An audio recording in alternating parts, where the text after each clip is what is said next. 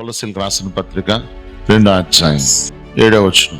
కావున మీరు ప్రభువైన యేసు క్రీస్తును అంగీకరించిన విధముగా ఆయన యందు వేరు పారిన వారై ఇంటి వలె కట్టబడుచు మీరు నేర్చుకున్న ప్రకారము విశ్వాసమందు స్థిరపడుచుచు కృతజ్ఞతాస్తుతులు చెల్లించు యందు విస్తరించుచు ఆయన యందు నడుచుకునుడి. అంటే ఇది పౌలు సంఘాన్ని చెప్తున్నాడు. మీరు నేర్చుకున్న ప్రకారం చర్చ్ లో ఎప్పుడైతే నేర్చుకుంటామో ఆ నేర్చుకుని ఎక్కడ తీసుకెళ్తా తెలుసా?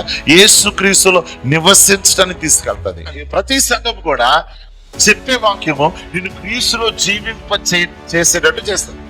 నువ్వు నేర్చుకున్నది నేను విశ్వాసం నాటుతుందా లేదా ప్రశ్నించు. నాటితే నెక్స్ట్ ఏమన్నా తెలుసా?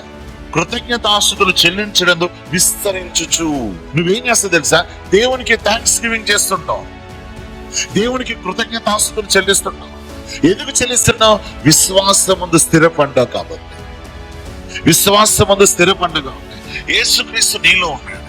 యేసుక్రీస్తుని మనము కలిగి ఉన్నాం.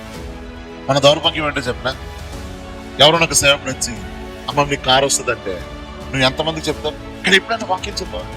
నువ్వు ఏదైతే పొందుకున్నావు, ఏం పొందుకున్నావు? మనం ఏం పొందుకున్నావు? ప్రాఫెసీ పొందుకున్నంత సంతోషం క్రీస్తుని పొందుకున్న దాంట్లో ఉంటుందా? ఒక దైవజనుడు చెప్పినట్టండి, నేను అది తప్పంటలే, బాగా గుర్తుపెట్టాను, అది రాంగ్ అంటలే, కానీ ఎక్కువ ఆనందించాల్సిందంటే వాక్యం బట్టి. ఆమేన్.